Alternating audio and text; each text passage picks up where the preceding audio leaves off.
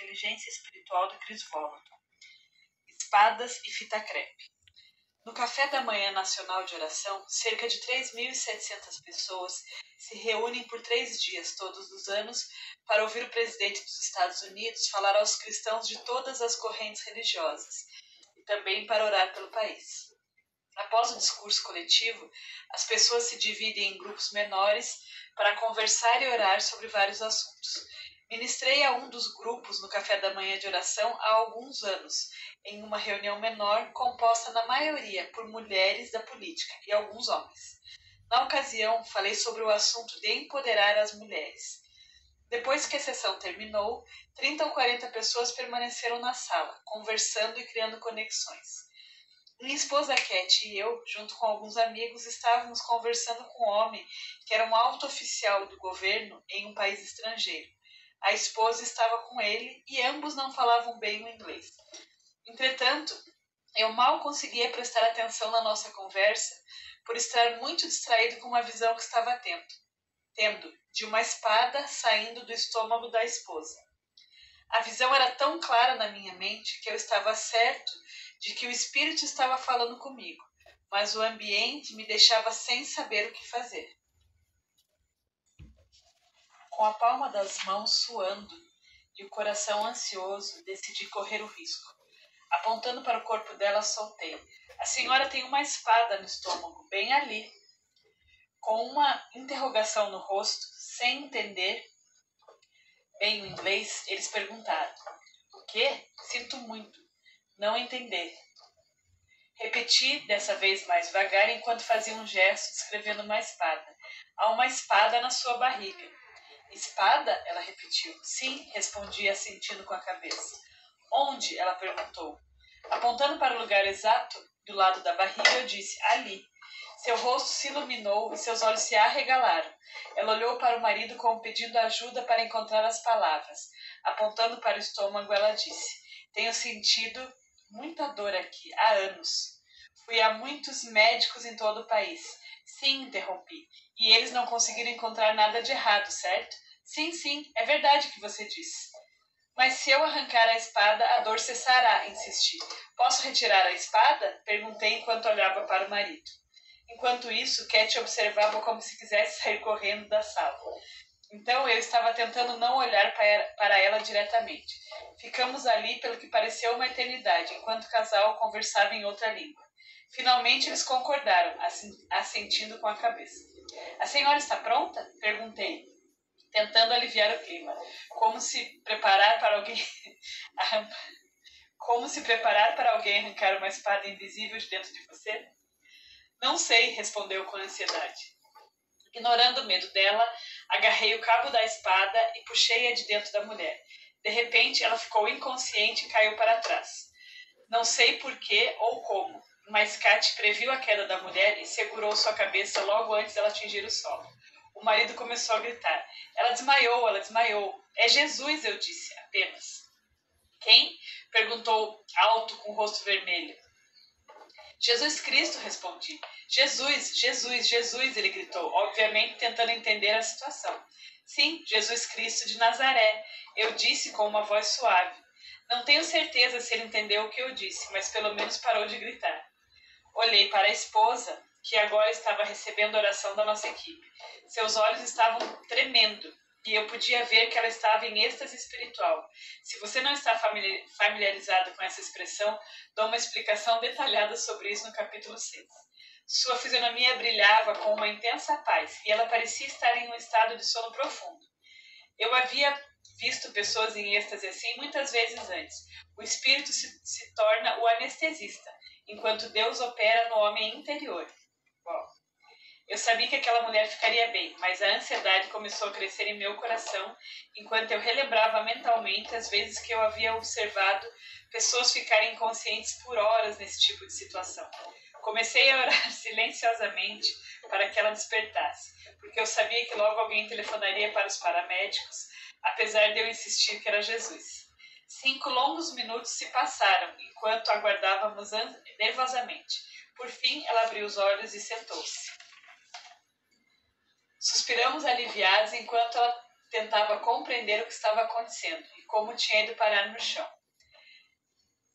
Ela trocou algumas palavras que não conseguimos compreender com o marido, enquanto nós a ajudávamos a se levantar. Então ela olhou para mim e começou a chorar incontrolavelmente, com a maquiagem descendo pelo rosto, enquanto apontava para a barriga. Toda a dor saiu, ela ficava repetindo. O marido parecia ter visto um fantasma. Ele ficava sacudindo a cabeça incrédulo, dizendo "uau" ou algo assim.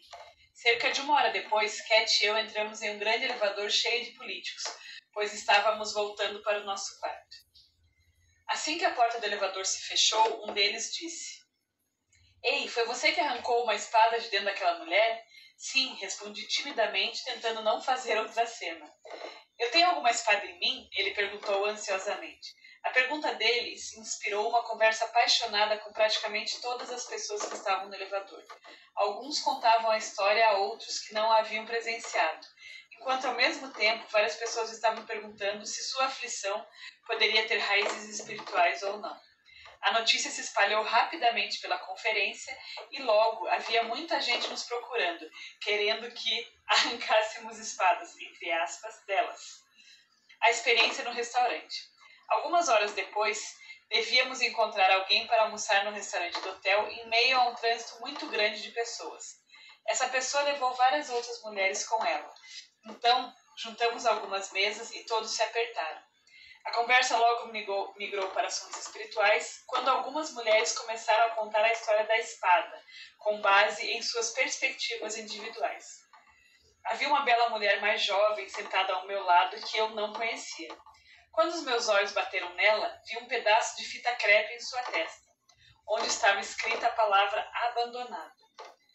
Inclinei-me e sussurrei no ouvido dela o que eu estava vendo. Seus olhos se encheram de lágrimas, então perguntei: "Posso arrancar a fita da sua cabeça?" "Sim, sim", ela suplicou. Agarrei a fita crepe invisível e arranquei-a da cabeça dela. Imediatamente, ela foi ao chão em posição fetal, chorando de dor. Quando a mulher do outro lado da mesa viu isso, exclamou: "O que você fez com ela?"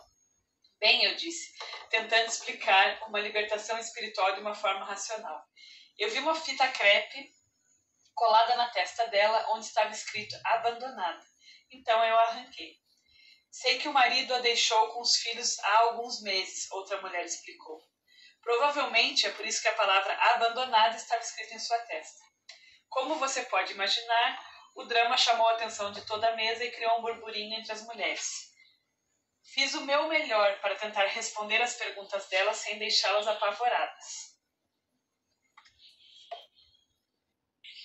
Uma vez que a maioria delas tinha muito pouco entendimento sobre o mundo espiritual. Finalmente, a jovem levantou-se do chão e voltou a sentar-se ao meu lado. Olhei para ela e desta vez vi com meu espírito a palavra depressão escrita em uma fita crepe presa à sua cabeça. Com a permissão dela, arranquei-a e ela caiu no chão outra vez. Esse tipo de cena se repetiu 4 vezes, até que finalmente ela foi liberta de toda a opressão. Na última vez que levantou do chão, ela estava tão cheia de alegria que isso inspirou outras mulheres da mesa a pedirem ajuda. Passei a hora seguinte arrancando fitas crepes invisíveis de algumas testas. Elas mencionavam várias aflições como abuso, violência, fadiga crônica e assim por diante. Quando arrancava a fita, algumas caíam em posição fetal, chorando no chão, enquanto outras entravam em transe espiritual por alguns minutos. Foi incrível. Minha equipe e eu passamos 3 dias nesse turbilhão espiritual, enquanto Jesus conduzia uma pessoa após a outra até nós para ser restaurada. Em todos os lugares onde íamos, as pessoas paravam e pediam oração. Hieróglifos do Espírito. Esta experiência enfatiza percepções simples, mas profundas do mundo espiritual, que eu gostaria de explicar para que você possa se mover mais poderosamente com o Senhor. Em primeiro lugar, é importante entender que Deus não é humano. Sua língua não é o inglês, português ou alemão, nem qualquer outro idioma humano que possamos falar, embora não seja raro. Ele falar conosco em nossa língua. Porém, uma das maneiras mais comuns de o Espírito falar conosco é no que chama de hieróglifos espirituais. Embora com frequência associemos hieróglifos com o Egito, a palavra hieróglifos é grega. Hiero significa santo e glifos significa marcas ou escritos, de modo que as duas juntas querem dizer santos escritos. Para ser claro, não estou dizendo que Deus estava inspirando os egípcios a esculpir escritos ou qualquer coisa similar.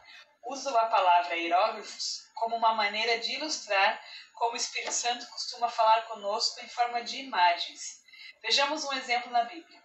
Certa vez José teve um sonho e quando o contou a seus irmãos, eles passaram a odiá-lo ainda mais. Ouçam o sonho que tive, disse-lhes. Estávamos amarrando os feixes de trigo no campo. Quando o meu feixe se levantou e ficou em pé, os seus feixes se ajuntaram ao redor do meu e se curvaram diante dele. Seus irmãos lhe disseram, então você vai reinar sobre nós? Quer dizer que você vai nos governar? E o odiaram ainda mais por causa do sonho e do que tinha dito. Depois teve outro sonho e o contou a seus irmãos. Tive outro sonho. Desta vez o sol, a lua e 11 estrelas se curvavam diante de mim. Quando contou ao pai e aos irmãos, o pai o repreendeu e lhe disse, que sonho foi esse que você teve? Será que eu, sua mãe e seus irmãos viremos a nos curvar até o chão diante de você? Gênesis 37, de 5 a 10. O sonho de José ilustra ao mesmo tempo a natureza hieroglífica da linguagem do Espírito e também o fato de que a família de José entendia como decifrar esse dialeto. Naturalmente, os feixes que se curvaram representavam os irmãos, e mais tarde o sol, a lua e as estrelas que se inclinavam significavam toda a família honrando José. Caso você não conheça o resto da história, muitos anos depois, José tornou-se governador do Egito, precedendo uma grave fome. Ele salvou a família da destruição quando eles fugiram do Egito para evitar morrer de fome. Por fim, eles se curvaram mesmo diante dele, honrando-o, assim como os sonhos previram. Uma das principais razões pelas quais muitas pessoas deixam passar ou ignoram a voz do Espírito é porque elas não entendem como ler os hieróglifos espirituais. Portanto, elas não têm conhecimento de que Deus está, de fato, falando com elas. Particularmente, aprendi a ser sensível à voz do Espírito por ignorá-la tantas vezes. Por exemplo, eu vi uma imagem na minha imaginação como uma espada no estômago de alguém e não dizia nada. Pouco depois, eu descobri que a pessoa tinha um problema físico no mesmo local da espada que eu vi no Espírito. Com o tempo, comecei a fazer experimentos com essas informações, fazendo perguntas às pessoas. Eu dizia, veja uma espada enfiada no seu estômago. Você tem algum sintoma físico? Alguma dor, problemas digestivos ou um diagnóstico que indique que essa visão faça sentido? Quase sempre havia uma razão lógica para a visão inusitada. Com o tempo, fiquei mais confiante de que as minhas visões hieroglíficas eram representações precisas de problemas reais, interpretando a mensagem secreta. Realmente, há dois tipos principais de visões. Um tipo é uma visão da mente, no qual o espírito projeta uma imagem, pode ser um vídeo ou apenas uma imagem, na tela da imaginação, da sua imaginação. Ver Daniel 4:10. A projeção geralmente dura menos de 3 segundos, o que, é claro, é uma outra razão pela qual as pessoas não as valorizam. Você pode repassar o filme, entre aspas, por assim dizer, simplesmente trazendo a imagem de volta à imaginação. O segundo tipo eu chamo de visão aberta, que é muito semelhante à visão da mente, exceto pelo fato de que você realmente a vê com os olhos naturais físicos. Resumindo, você fecha os olhos e a visão desaparece. Quando abre os olhos, lá está ela. Isso inspira a pergunta sobre como podemos saber o que as visões significam. De acordo com Daniel 2:28, no final das contas, Deus é aquele que revela mistérios e interpreta sua própria linguagem espiritual. Dito isto, está claro através das Escrituras que a interpretação de visões e sonhos é, de certa maneira, uma habilidade espiritual que é aprendida, pelo menos parcialmente através da experiência e do treinamento. Na verdade, essa habilidade muitas vezes era passada de geração em geração nos tempos bíblicos, como foi através do legado de Abraão. Isto é demonstrado em Abraão, no seu filho Isaque e em seu neto Jacó e seu bisneto José, incluindo todos os irmãos de José que eram guiados por sonhos e visões que eles entendiam. Há livros inteiros dedicados a nos ajudar a entender como interpretar visões e sonhos, de modo que eu vou compartilhar apenas um breve panorama do assunto. Eis 4 chaves para entender as linguagens do Espírito. É importante você dar máximo valor à voz de Deus para que você preste muita atenção a esses episódios espirituais. Todo mundo do Espírito opera pela fé, e ela é demonstrada quando você valoriza o dom que Deus lhe deu. 2. Ter fé em Deus quer dizer correr riscos, o que significa que você precisa estar disposto a viver ousadamente para ver o Espírito se mover em poder através de você. No entanto, esses riscos não devem ferir outras pessoas, de modo que provavelmente não é sábio começar desembainhando espadas de aflição sobre políticos ou estranhos. Em vez disso, cultive um nível de risco calculado, no qual você possa aprender a crescer no Espírito. Descobri que uma das melhores maneiras de começar a viver no Espírito é experimentando com as pessoas com as quais eu tenho um relacionamento, fazendo a elas muitas perguntas proféticas. É importante observar aqui que quanto menos experiência você tiver, mais perguntas você deve fazer antes de declarar qualquer coisa para alguém. Preste atenção às interpretações proféticas que você acertar, porque um padrão de linguagem começará a surgir a partir dessas experiências positivas. O entendimento claro do dialeto pessoal de Deus, a maneira como ele fala com você, se materializará em sua vida e logo você estará lendo a linguagem figurativa dele com exatidão. 4. Muitas vezes é útil descrever uma visão ou imagem para a pessoa a quem você está ministrando e perguntar o que isso significa para ela. Muitas vezes Deus falará com você no dialeto pessoal das pessoas e não no seu. Por exemplo, Deus me deu determinado número da época que eu era jovem. Esse é um código secreto de Deus para mim. Sempre que alguém usa esse número específico, eu sei que está ouvindo de Deus para mim. O número não faz sentido para os outros, mas para mim significa. Preste muita atenção ao que essa pessoa lhes diz, pois estou falando com você através dela. Falaremos mais sobre interpretar as mensagens que Deus está lhe transmitindo, assim como sobre discernir o que está acontecendo ao seu redor na dimensão espiritual, isto é, seu quociente espiritual, e mais claramente entenderá a voz de Deus e será capaz de agir com base no que ele está lhe dizendo. Na verdade, no final do livro, inclui uma ferramenta de avaliação que o ajudará a fazer exatamente isso, não apenas mensurar onde você está agora no seu nível de quociente espiritual, mas também descobrir o que você pode fazer para aumentá-lo. Fazer a avaliação do quociente de inteligência espiritual no final deste livro vai ajudá-lo a entender a principal maneira ou maneiras como você e Deus tendem a se comunicar. E também lhe dará passos de ação específicos que o levarão a desenvolver um nível mais elevado de QS. A essa altura, você já está adiantado o suficiente nessas páginas para saber o que quero dizer com inteligência espiritual ou QS. De modo que você, se quiser passar para a avaliação agora, vá em frente. Ou você pode continuar lendo e esperar para chegar ao final deste livro. De uma maneira ou de outra, creio que quando você a fizer, seus pontos vão ajudá-lo a analisar seu nível pessoal de quociente espiritual. Você também aprenderá sobre modos de aumentar o seu nível de QS para que a cada dia possa ouvir a voz de Deus com mais clareza e agir com mais confiança, com base no que Ele está lhe dizendo, e alcançar resultados sobrenaturais.